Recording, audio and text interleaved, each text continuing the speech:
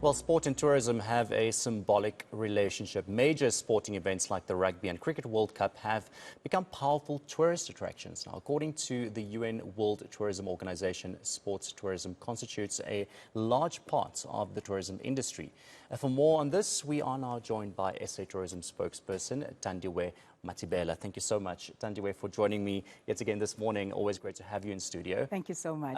Tourism, of course, such a huge part of South Africa's industry and economically it contributes a lot. We know that. But now the Springboks and the Proteas, they're playing World Cups in two different countries. One would think that this doesn't really benefit us, in the tourism sector.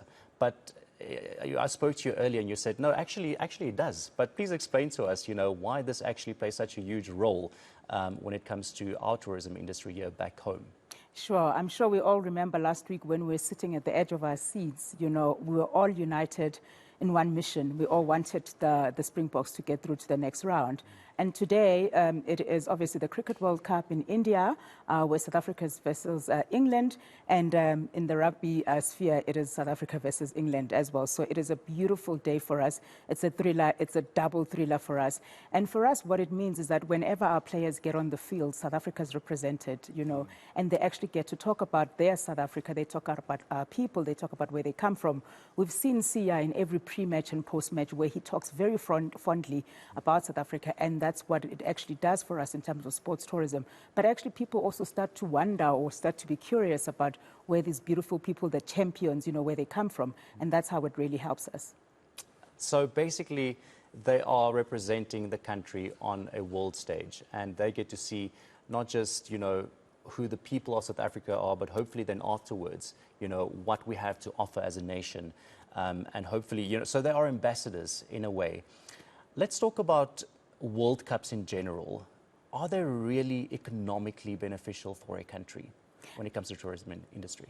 Before I move on, just in terms of your last question as well, we've seen a lot of South Africans that have been out in France, so definitely the South African spirit has also been shared across, across France, and people can see our warm, welcoming people, our fun nature, and I think that also goes a long way. But in terms of World Cups, yes, absolutely, the economic benefit is more than just on the field, We know that people come to a country, they will book a hotel, they will go to a restaurant, and also smaller businesses get to actually be inspired to showcase their wares and skills and products, and that's how World Cups actually benefit us. And of course, any country that decides to hold, or any country that bids to hold a World Cup, then goes on to improve on infrastructure, and suddenly more people get employed. So the economic benefits are far and wide-ranging.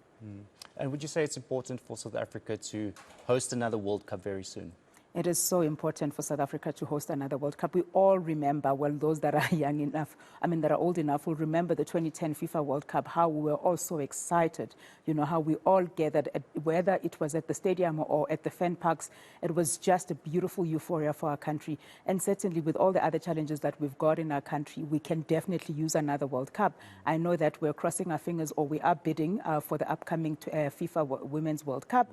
And we've also just hosted the Netball World Cup all the way in Cape Town, and we've seen what that has done for the economy in Cape Town. We've seen what that has done for the hotel industry. So definitely we should be gunning for hosting business events in general, more than just sports tourism, actually. And women's sport, it's so important also, to get women's, World Cups like the Netball World Cup here in South Africa, because we've seen the growth in women's sport.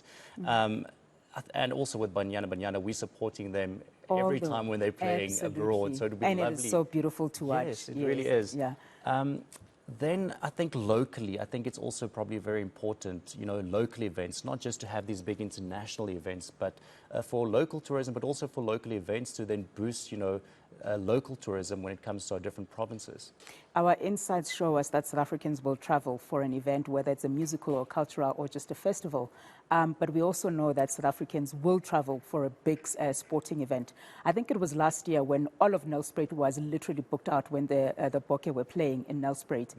You could not find accommodation, you could not find a restaurant. And that is the beautiful impact of sports on tourism. We also know that when there are big football matches, such as perhaps Sundowns versus Pirates, people will travel to the different province to actually go experience that.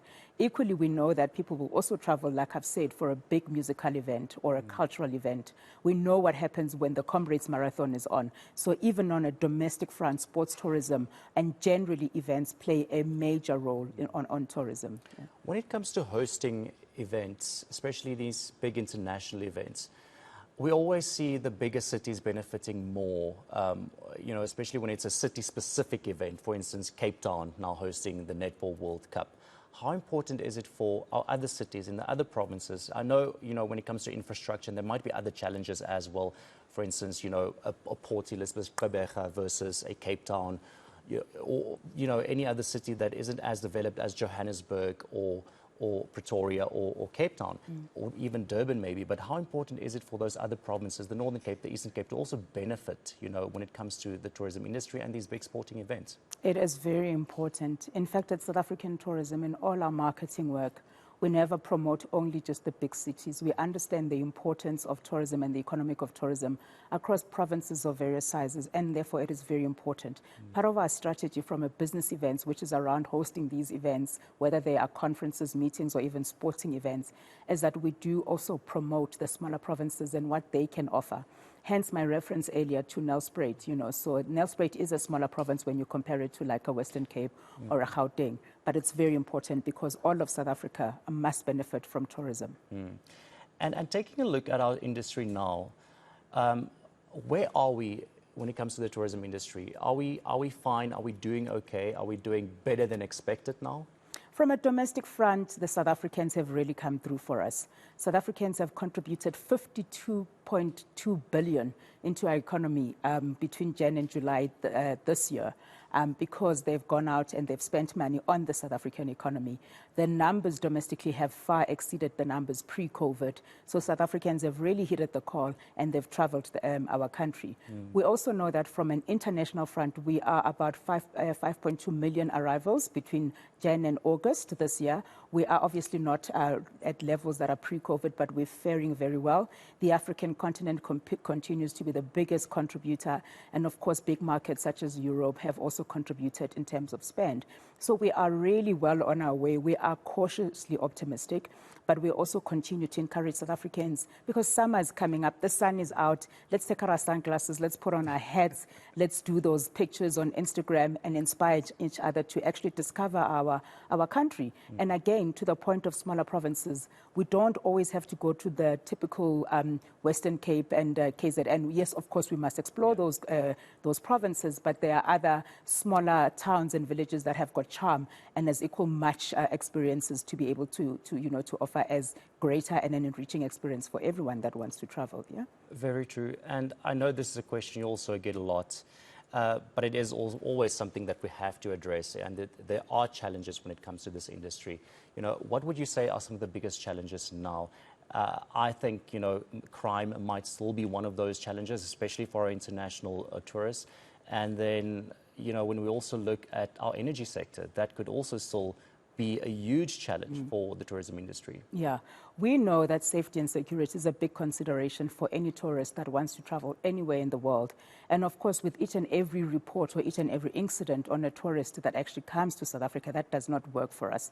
And we also know that our minister has been quite vocal and actually has put together a very solid plan just around, safety initiatives. So that is a concern for tourists, but it's definitely one that is being addressed at the highest level. Of course, the issue of energy is affecting each and every sector in our country. And we are again quite hopeful that, this is being addressed. But the industry has also gotten to a point where it's geared itself up so that the tourism experiences are actually not affected. From a tourism perspective, we've also given incentives, to tourism products that actually go on alternative energy, where they get the Tourism Green Incentive Program, where they get discounts, so that that tourist experience remains enriched and it remains as undisrupted as possible. Thank you so much for your time. Always a pleasure to have you in studio. Thank you, Baron. That, of course, is SA Tourism spokesperson Thandiwe Mathibela.